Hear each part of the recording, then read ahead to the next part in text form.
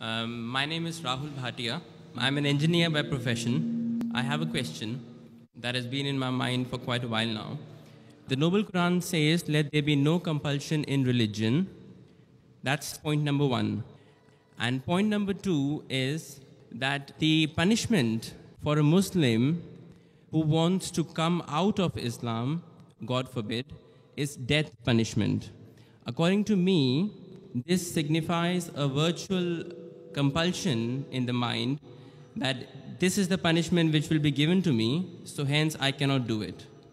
And this kind of, I just need some clarification. I'm sure there is a clarification on this point. That's a very good question. He hasn't given the reference. First, he quoted the verse of the Quran from Surah Baqarah, chapter number 2, verse number 256, which says, La ikraha fid deen, there is no compulsion in religion. And that is part of the deen, that you cannot force anyone, you cannot compel anyone with the point of the sword or the point of the gun.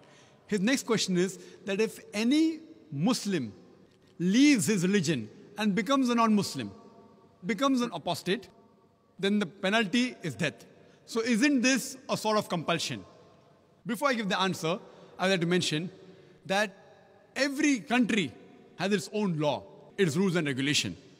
And most of the countries, one of the highest punishments is for treason. For example, if a person is working in the army and if he leaks the important thing of the country, all the vital points and the information to the enemy, it is called as treason. Most of the countries, if anyone does treason, sells the important blueprints and documents of the country to the enemy, many of the countries, the death penalty, many of the countries have life imprisonment.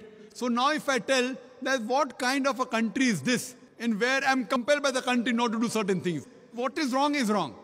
So here also, if a Muslim becomes a non-Muslim, it's only in the Islamic state of law if that Muslim who becomes a murtad and then propagates his new faith and deceives the people, that's the time this penalty is put.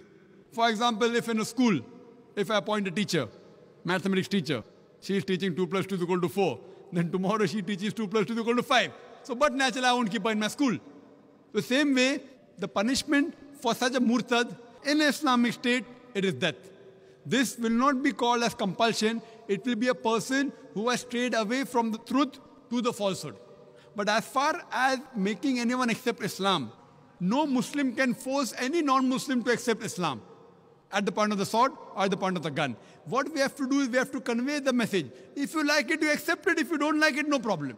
Our job is to convey the message. It's mentioned in the Quran, Surah Ghashiyah, chapter number 88, فَذَكِّرْ نَمَّا أَنْتَ مُذَكِّرْ.